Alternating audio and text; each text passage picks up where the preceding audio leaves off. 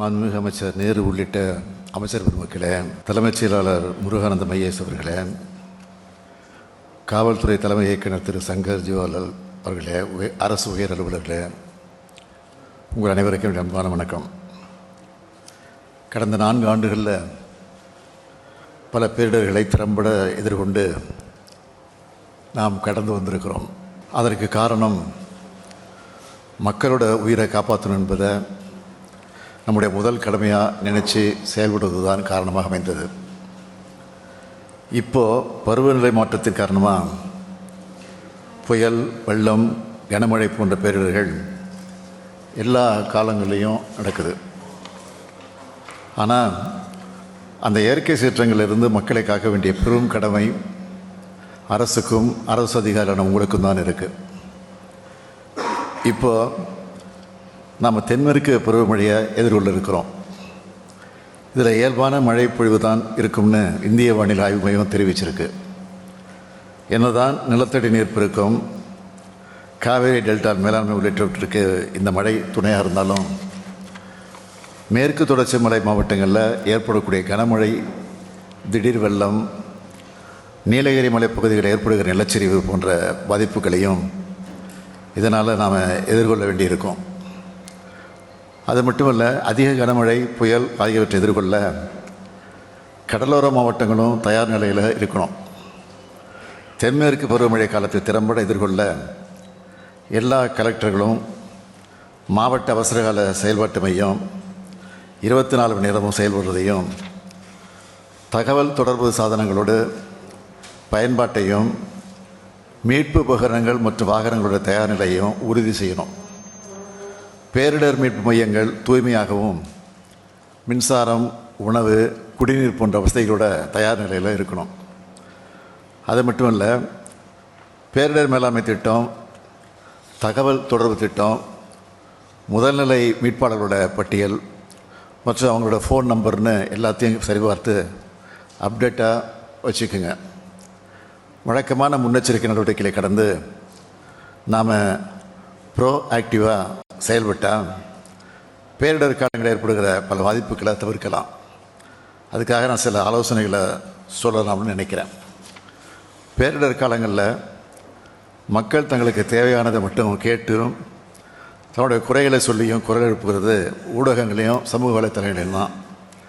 எனவே சோஷியல் மீடியாக்களில் நியூஸில் வர்ற புகார்கள் விசாரித்து உரிய நடவடிக்கையை எடுக்கணும். அது மட்டும் இல்லை, அப்படி எடுக்கப்பட்ட நடவடிக்கை எல்லா மக்களுக்கு சென்று சேருதான்னு திரும்ப அதை ஃபாலோ பண்ணோம். குறைகளை சொல்கிற மக்கள்கிட்டையும் உதவி கேட்குற மக்கள்கிட்டையும் கனிவாக நடந்துக்கணும். அவங்கள நம்ம நம்பி தான் உதவி கேட்குறாங்கன்ற பொறுப்போடு நீங்கள் பேசணும். பேரிடர் காலங்களில் ஏற்படுகிற திடீர் மின்வெட்டு மற்றும் அறிவிக்கப்பட்ட மின்வெட்டு மற்றும் மின் பராமரிப்பு பணிகள் குறித்த தகவல்களை நுகர்வோரோட செல்ஃபோனுக்கு எஸ்எம்எஸ்ஸாக அனுப்பணும்.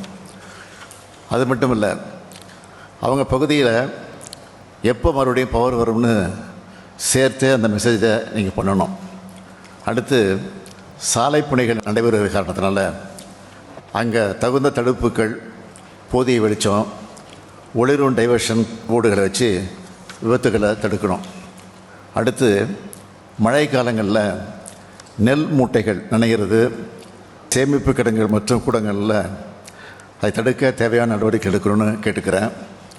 மேலும் நீர்நிலைகளில் ஆகாய தாமரைகள் அப்புறப்படுத்துவதற்கான நடவடிக்கைகளையும் கொசுக்களோட உற்பத்தி தடுக்கிறதுக்கான வழிகளையும் கவனிக்கணும்னு கேட்டுக்கிறேன்.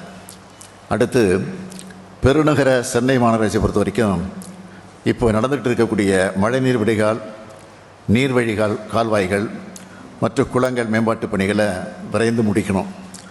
பருவமழை காலத்துக்கு தேவையான எல்லா ஆயத்த நடவடிக்கைகளையும் உடனடியாக மேற்கொள்ளணும். அடுத்து, நீர்வள ஆதாரத்துறையை பொறுத்த வரைக்கும் 17/5/2025 தேதி நிலவரப்படி மேட்டூர் அணையில் 108.33 அடி உயரத்தில் 76.06 டிஎம்சி தண்ணீர் இருக்குது. எனவே வரும் ஜூன் 12ஆம் நாள் குறுவை சாகுபடிக்கு தண்ணீர் திறப்பதற்கு போதுமான நீர் இருக்குது. காவேரியின் கிளையாறுகள், வாய்க்கால்களை வச்சு தூர்வாரி கடைமடைக்கும் தண்ணீர் கொண்டு சென்று குறுவை சாகுபடியை செம்மையாக செய்திட தேவையான நடவடிக்கை எடுக்கணும்னு கேட்டுக்கிறேன்.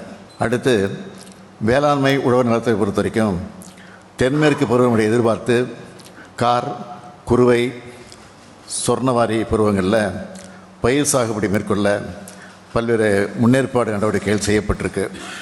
எனவே தூர்வாரும் பணிகளை விரைந்து முடிக்கணும். தென்மேற்கு பருவமழை மற்றும் மேட்டூர் அணையின் நீர் திறப்பு ஆகியவற்றால் குறுவை சாகுபடி அதிக அளவு இருக்கும்னு எதிர்பார்க்கப்பட்டனால வேளாண் பெருமக்களுக்கு தேவையான விதைகள், உரங்கள் உள்ளிட்ட எல்லா இடுபொருட்களும் உரிய காலத்தில் கிடைக்கிறதையும் குறுவை சிறப்பு தொகுப்பு திட்டத்தோட பயன்கள் முழுமையாக விவசாயிகளை சென்றடைகிறதையும் உறுதி செய்ய வேளாண் அலுவலர்கள் முழு முனைப்போடு பணியாற்ற வேண்டும் என்று கேட்டுக்கொள்கிறேன். அது மட்டுமல்ல, மேட்டூர் அணையிலிருந்து நீர் திறக்கப்படுறதுக்கு முன்னாடியே கடைமடை பகுதிக்கும் தண்ணீர் சென்று கிடைக்கிற மாதிரி சி மற்றும் டி கால்வாய்கள் தூர்வாரப்படணும். எதிர்வரும் தென்மேற்கு பருவமழை காலத்தில் உயிரிழப்பு, பொருள் மற்றும் உட்கட்டமைப்பு சேதம் எதுவும் இல்லாமல் நல்ல முறையில் பருவமழை காலத்தை கடந்து செல்ல அனைத்து துறைகளும் ஒருங்கிணைந்து செயல்பட வேண்டும். அனைத்து அரசு ஊழியர்களும் முழு முனைப்போடு பணியாற்ற வேண்டும் என்று கேட்டு இந்த அளவில் என் உரையை நிறைவு செய்கிறேன். நன்றி.